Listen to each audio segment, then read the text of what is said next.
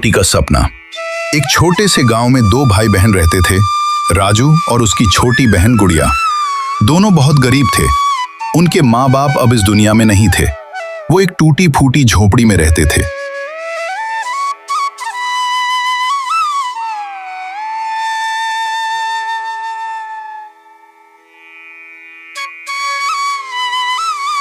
राजू दिन भर मेहनत करता, कभी खेत में, कभी ईंट भट्ठे पर।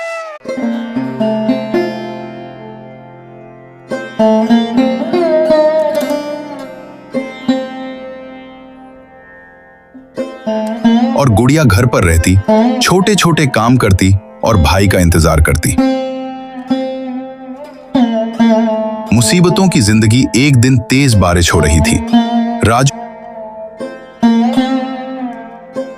मुसीबतों की जिंदगी एक दिन तेज बारिश हो रही थी।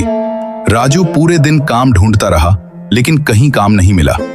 शाम को जब वो घर लौटा, उसके पास सिर्फ 2 सूखी रोटियां थी। गुड़िया ने पूछा, भैया आज इतना ही खाना मिला?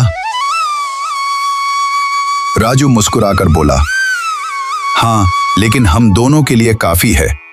लेकिन सच ये था कि वो खुद भूखा था।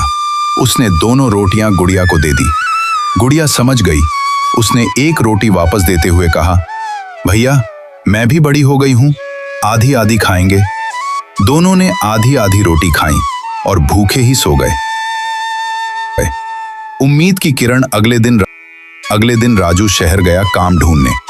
एक दुकान पर मालिक ने उसे देखा और पूछा, काम करेगा? राजू बोला, कुछ भी करूंगा साहब, बस मेरी बहन भूखी न सोए। मालिक को उसकी बात दिल को छू गई। उसने राजू को काम दे दिया, दुकान साफ करना, सामान उठाना। मेहनत और संघर्ष। राजू सुबह से रात तक मेहनत करता। धीरे धीरे मालिक उस पर भरोसा करने लगा। कुछ महीनों बाद राजू ने थोड़ा पैसा जमा किया और अपनी बहन को भी शहर ले आया। गुड़िया अब स्कूल जाने लगी और राजू हर दिन खुश होकर उसे पढ़ते देखता। एक बड़ा इम्तिहान। एक दिन गुड़िया बीमार पड़ गई। डॉक्टर ने कहा, इलाज महंगा है। राजू के पास पैसे कम थे।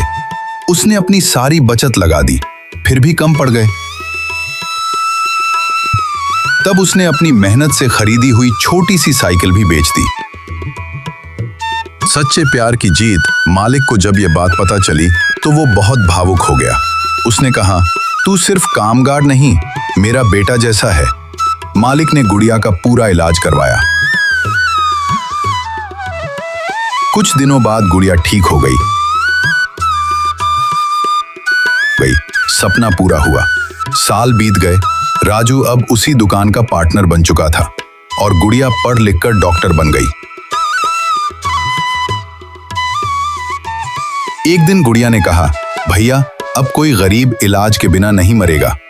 दोनों ने मिलकर गरीबों की मदद करना शुरू कर दिया। कहानी की सीख। सच्चा प्यार और त्याग कभी बेकार नहीं जाता। मेहनत से किस्मत बदली जा सकती है। भाई बहन का रिश्ता सबसे मजबूत होता है।